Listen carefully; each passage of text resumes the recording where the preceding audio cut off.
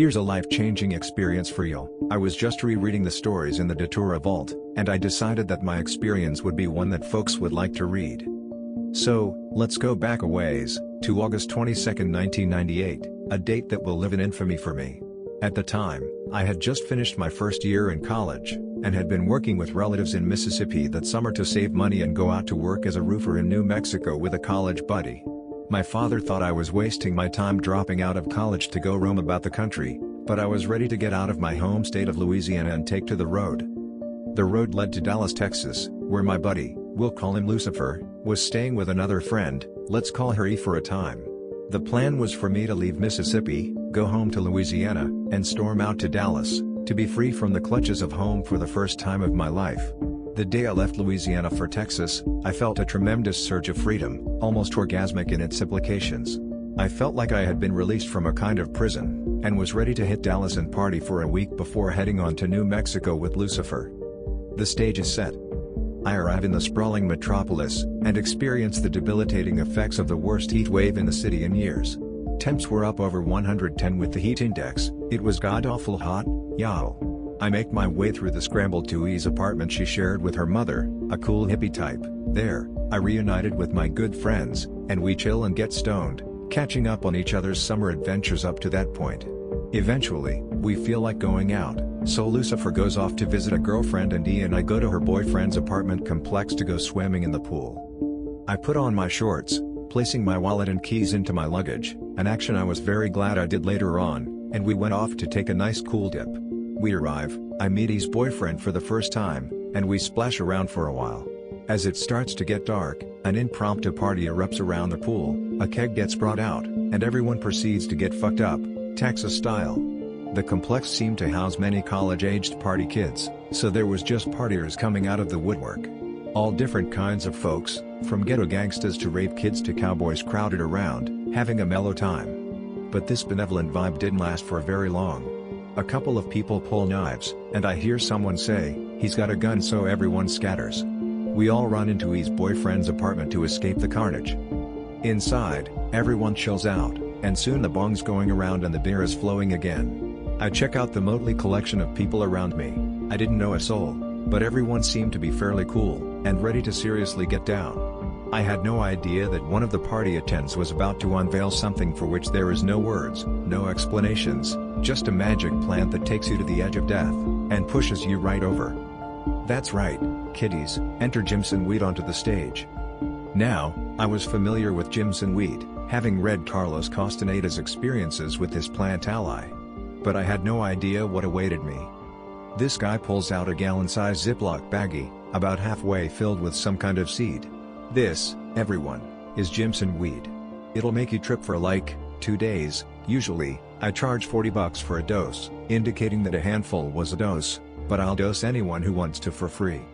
Good God, when someone starts handing out drugs, I'm usually first in line, but the earlier violence outside and the fact that I knew no one there kept me from swallowing the seeds that the dealer handed to me. I decided to wait for my friend Lucifer to return from his girl's house to see if he wanted to trip. A couple of other fellows immediately swallowed their handfuls.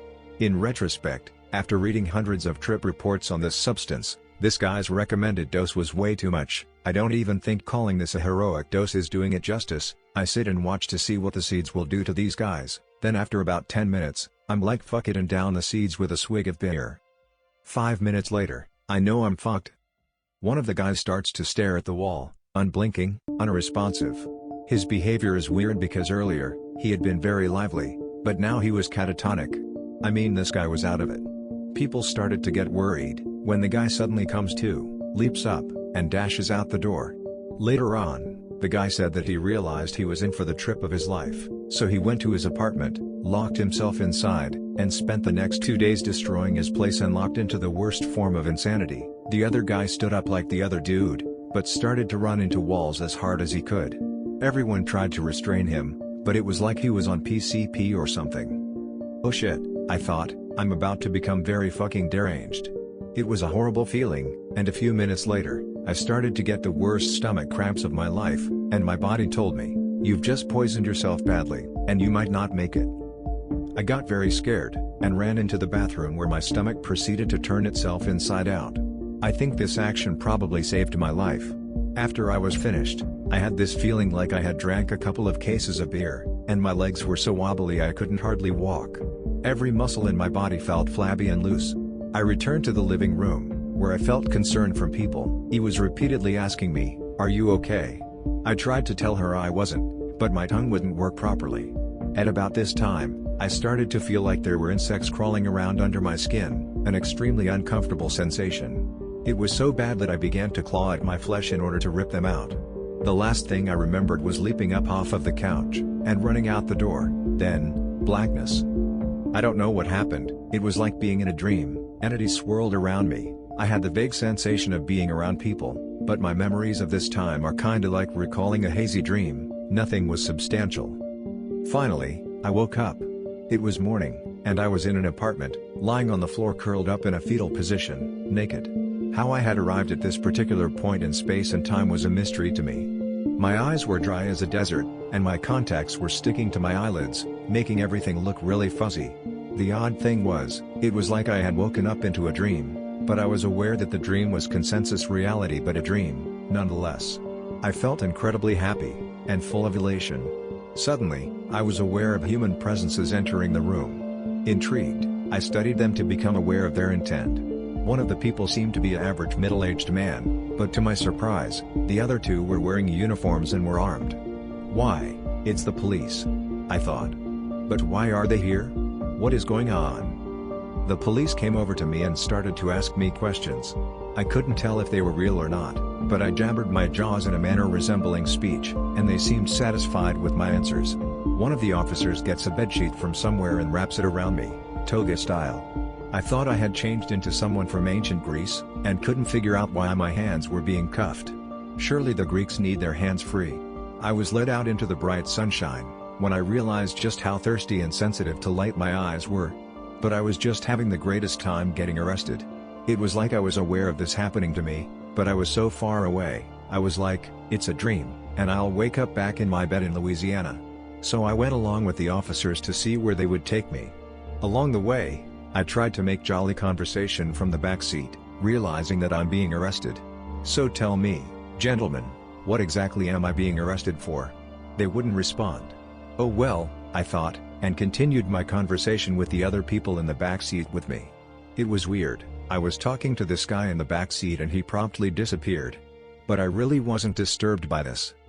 The cops continued to ply me with questions, like which day is this? The year? Who's the president? And other such inanities. I answered them all with gusto and personality, because I wanted them to like me. In response to their question, "So what drugs do you like to do?" I responded, "Well, I just got really drunk at the kegger last night, officer, and I just don't know what happened after that." Now that I look back on that, I am glad I instinctively knew to not admit the fact that I was blasted on gyms and weed. They'd be saving me 3 days in the psycho ward. We pull into the giant structure located in the heart of Dallas, which is the Dallas County Jail. I was led into the heart of processing, and I was convinced that I was in an airport for some reason, what with all of the hubbub around me. My toga kept falling off, revealing my nakedness to hundreds of people, but I was so far out there, I didn't even notice until cops kept putting my sheet back on. After the volley of fingerprinting and paperwork, I was led into a single cell and given an orange jumpsuit to wear. Man, getting locked into a cell while mad on gyms and weed is something to behold. I immediately realized my situation, and got serious in a dissociated sort of way. It was the first time I had ever been in jail, but the emotional impact of this was lost on me, as I was totally oblivious to everything. It was like the feeling you get when you wake up out of a deep sleep, you know, that out of it feeling? It was like that, except about 100 times stronger. I tried to get my faculties in order, but was tripping so hard still, I couldn't do anything but wait. I think I was put in my cell at about 8 in the morning, and stayed in there until about 10 o'clock at night. It was like I turned on my survival mode, and even ate the shitty prison food, because I knew I needed to keep up my strength. As the day wore on, I started to come back to reality, and I started to worry about exactly what I had done to get here. Had I killed somebody? Attacked someone? I had no idea of the seriousness transgression that had landed me here, and no one would tell me. Finally, at long last, a jailer came and let me out, handcuffing me to a group of about 10 other people. "Okay, people, it's time to go see the judge." "Alright, I thought, now I get to find out what I had done.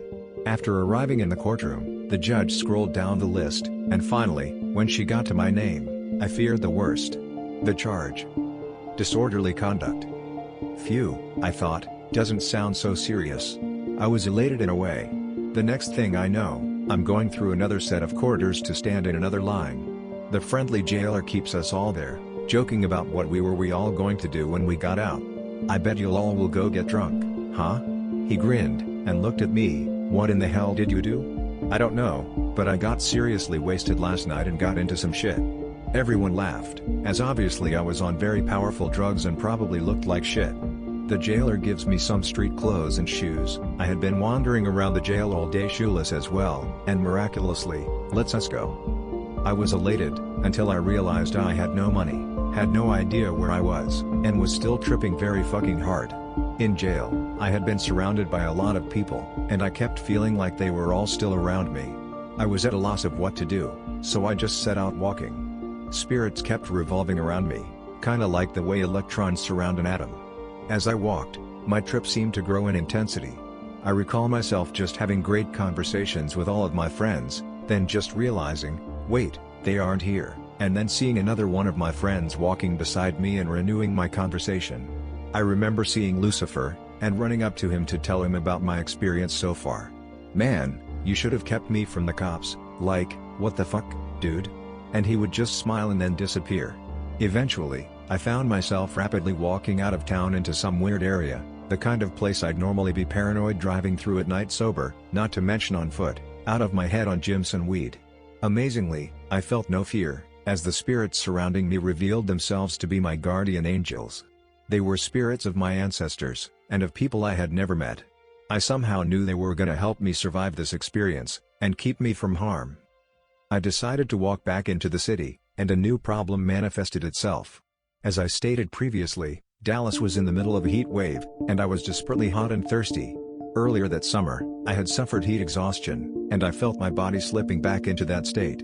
My survival instinct kicked in, and I managed to keep myself hydrated by drinking out of water sprinklers and gutters. I knew if I didn't keep myself hydrated, I would die. I imagine that a lot of the thirst was directly caused by the Jimson weed. Man, that stuff just sucks it out of you. I finally reached a point, after walking around the city for several hours, that my body needed rest, so I found a spot under an overpass with a spectacular view of the city. I went to sleep, and woke up at dawn. Immediately upon waking, I resumed my walking. My delirium seemed to be increasing as the day progressed and the temperature climbed. It seemed like I just couldn't keep enough fluids in me, and that I was slowly dying. Suddenly, I had a flash of memory. I remembered the name of a street that E's apartment was on. Encouraged by this recall, I asked everyone I ran into until I was pointed in the right direction. "It's about 6 miles that way," said some denizen of the city. Great. Another 6 miles in this heat, along the side of one of the main expressways in the city. It was like the Baden Death March to me. I knew that I was in a struggle for my life and there was no more water to be found. I knew I was getting very close, but the heat exhaustion claimed me, and I knew my situation was getting critical.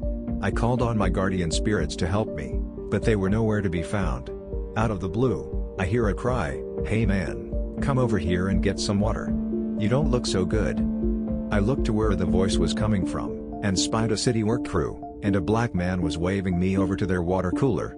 At first, I thought these were imaginary people like all of the rest, but then I took a swig of water and realized that the spirits had saved me once again.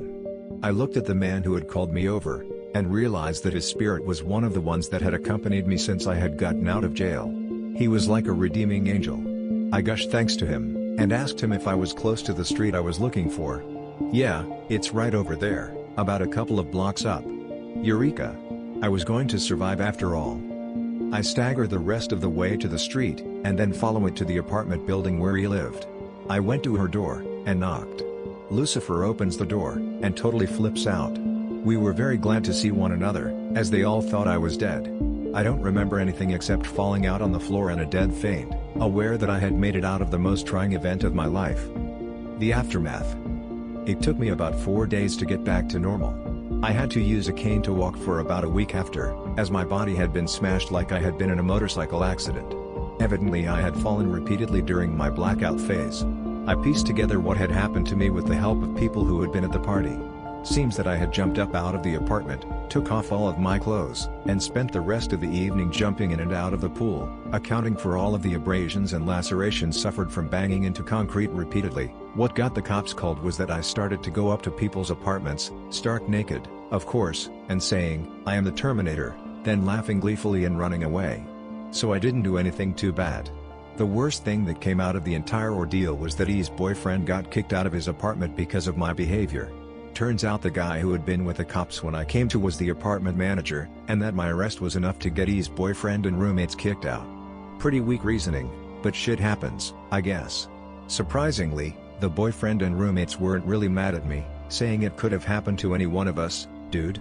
I was decent and helped them move their shit out. While I did this, I had all of these people who lived in the complex make comments like, "Fucked up, weren't ya?" and nice ass and shit like that. Hey, I would have laughed at me too. I will never do gyms and weed again, but I am glad for the experience. If any of you'll do it, be out somewhere far away from civilization, with plenty of good trip sitters. And prepare to have one foot in the land of the dead, and one in the land of the living for about 3 days. This experience changed me as much as my first acid trip did, but this plant will make you realize what death is all about. It was said that Jim Morrison, known for his seemingly superhuman ability to consume substances without any ill effect, was permanently changed by this weed, as was I. Be careful, y'all, and stay away from this stuff, because its trip is a death trip. Love and light.